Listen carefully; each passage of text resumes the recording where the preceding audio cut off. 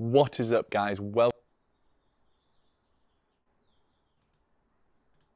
that we're going to be adding is to remove that.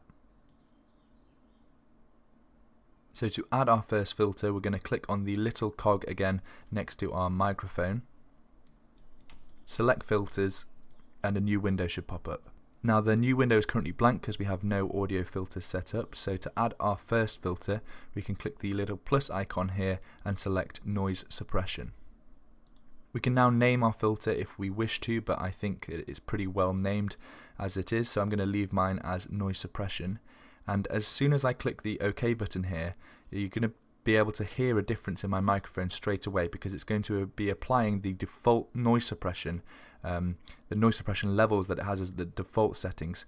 So if you listen carefully, you should hopefully be able to hear the background noise disappearing when I press OK. I'm going to be quiet so that you can hear the current level of noise, and then once I press OK, you should hear that noise gone.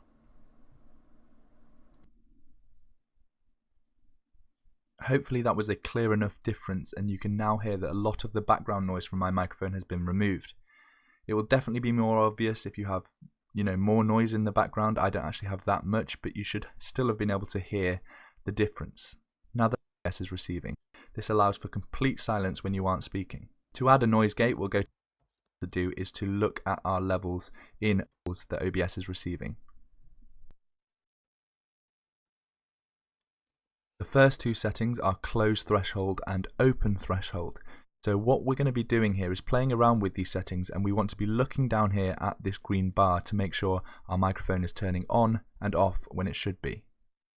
Close threshold, the first setting, this is a level in decibels at which your microphone will mute itself at.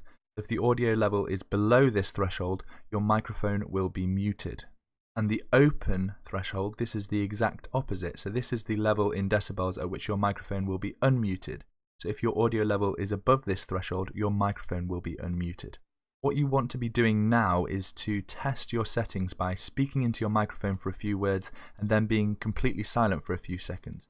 And what you want to try and achieve is that when you speak, the microphone levels down here goes green, and when you're silent, the microphone levels completely die out to absolutely zero. And you're going to need to play around with these settings, the close threshold and open threshold, until you can achieve that. For the absolute best results, what we want to be doing is setting a close threshold above the noise volume and an open threshold just slightly below the voice level of your voice when you're speaking into your mic.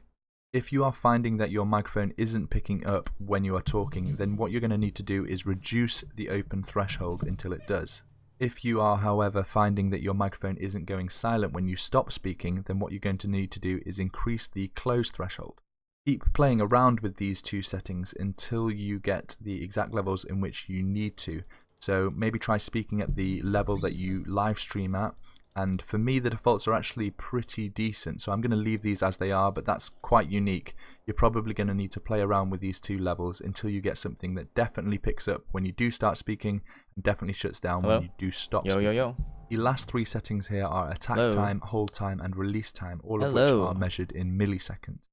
Now, attack time, this is the amount of time needed for a noise to be active to start activating the microphone. Hold time is the amount of time that the microphone will stay active after you stop speaking. So don't set this too short or your microphone will be trying to turn off in between words, which obviously sounds pretty rubbish. Finally, the release time, this is the amount of time that it takes for the OBS filter to actually turn off your microphone. So it won't turn off instantly, it likes to do it over a certain amount of milliseconds, which sounds much more natural.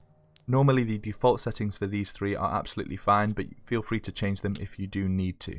Great, so hopefully you agree that my microphone is already sounding quite a lot better, and the next thing that we're going to be adding is a compressor. Now, a compressor is a really useful tool for live streamers, as what it does is it helps with those situations when you're really loud. Maybe you've got an exciting moment in your game and you've screamed out in joy. What the compressor will do is automatically turn down the input volume so that it hopefully doesn't peak, doesn't distort, and the volume can then be turned back to normal when you've stopped making such a loud noise. So to add a compressor, we're going to do the exact same as we have done so far. Go down to the plus icon, click compressor, and name it whatever you'd like. Now, like most of the audio...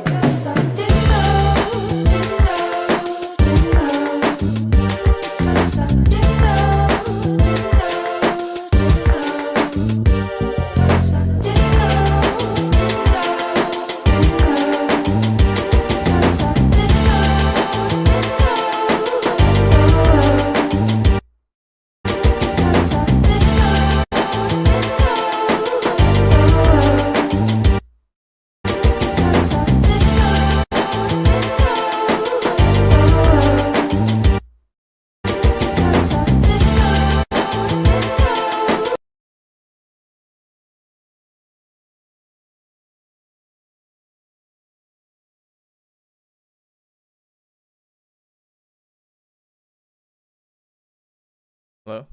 Cool.